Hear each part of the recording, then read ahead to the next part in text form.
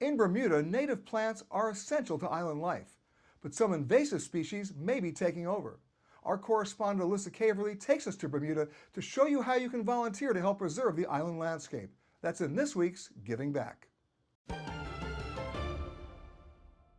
Bermuda has long been considered a traditional holiday destination, and if you think it's in the Caribbean, you're not alone.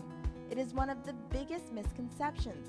In fact, it's less than a 2-hour flight, just east of New York, in the Atlantic. One of the main attractions is the Bermuda Aquarium, Museum, and Zoo. And if that's too much to say, you can just call it BAMS. But what you may not know is that the Conservation and Research Program is attached, and that's where you can give back.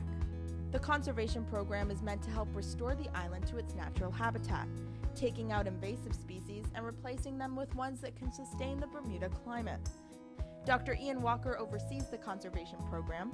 He introduced us to Trunk Island, where they are working to take out many of those invasive species. Volunteers are shown the ropes, cutting down the unwanted trees and brush.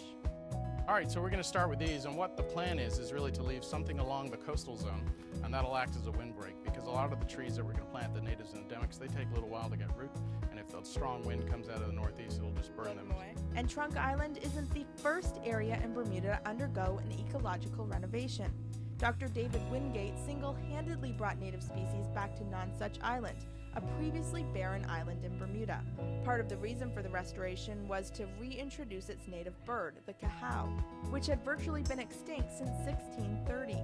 It took Wingate decades to complete, but now Nonsuch is known as a living museum dedicated to Bermudian species.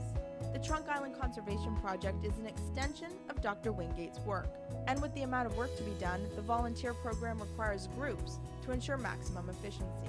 You know, a good group is probably 15 to 25 people who are physically fit. They can come out, they can do a good half day to a full day's work and really make a difference. The endemic species spread like wildfire and overtake the indigenous ones. The problem is they do not survive the harsh weather conditions like these casuarina trees. Casuarina was brought in after our cedar trees died in a flight, and they were brought in to actually serve a purpose as a windbreak.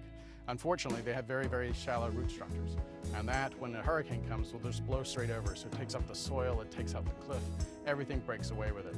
So our goal is to eventually get rid of the casuarinas and replace them with Bermuda cedars. And we still have to drag the debris away. All right. So do you do this one at a time? I guess you'd have to, right? Yeah, pretty much down these narrow passages, or this narrow cut-throughs. You just let that kind of decompose on its own? Yeah, and the likelihood is we'll get a chipper out here eventually, but that takes a little bit of time, so some of it will decompose down itself. And volunteers get a better sense of the importance of native eco-conservation, especially for island countries. And hopefully they take that lesson back to their own, place of origin, their country. So, it's what you apply when you get back home that adds another dimension to giving back.